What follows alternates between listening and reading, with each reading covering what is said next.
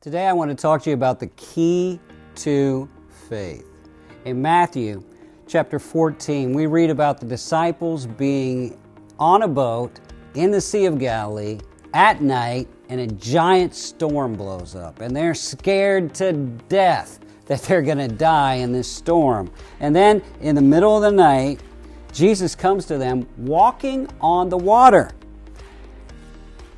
Matthew chapter 14:26, and when the disciples saw him walking on the water, they were troubled, saying, "It's a ghost," and they cried out in fear. But immediately Jesus spoke to them, saying, "Be of good cheer, it's I, do not be afraid." And Peter answered him and said, "Lord, if it's you, command me to come to you walking on the water." And he said, "Come." Listen, and when Peter had come down out of the boat, he walked on the water to go to Jesus. What a wonderful miracle. Peter walking on the water by faith. But pay attention, verse 30. But when he saw that the wind was boisterous, he was afraid and began to sink, and he cried out, saying, "Lord, save me." And immediately Jesus reached out his hand and caught him and said to him, "O you of little faith, why did you doubt?" What's the key to faith?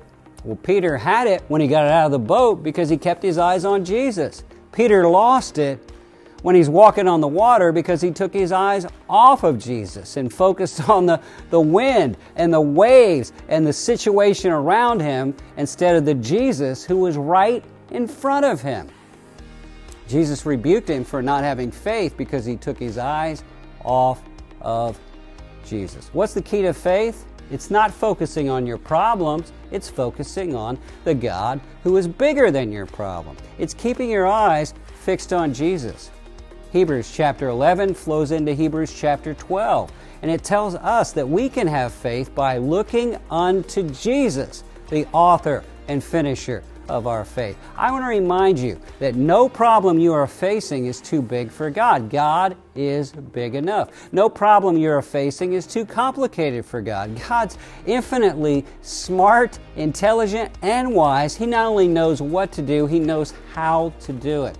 I want to remind you that God has all the power, and God is able to work things out. God loves you and He wants what's best for you, and God is sovereign. If you trust Him, He will bring it to pass. I want to encourage you to keep growing in your faith by keep learning and learning over and over again how to keep your eyes on Jesus in difficult times.